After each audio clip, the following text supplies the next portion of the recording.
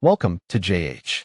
Today we're diving into the Gravl app, which boldly claims to be better than a living, breathing personal trainer, because apparently we haven't learned anything from sci-fi movies about trusting AI with our physical well-being.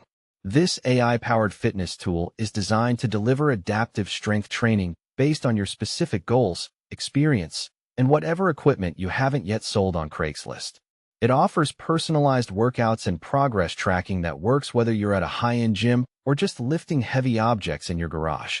The app actually evolves as you log your sessions, automatically adjusting intensity and volume so you don't have to. It's perfect for those of us who find counting to 10 while sweating to be a monumental cognitive challenge.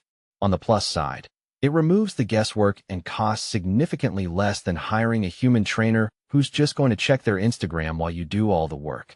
However, it's almost entirely strength-focused, making it about as useful as a chocolate teapot if you're looking for cardio or yoga.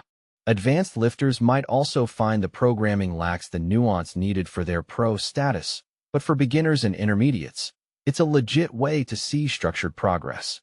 If you need more variety or want to pretend you're a flexible yogi, you might prefer broader apps like Fitpod instead.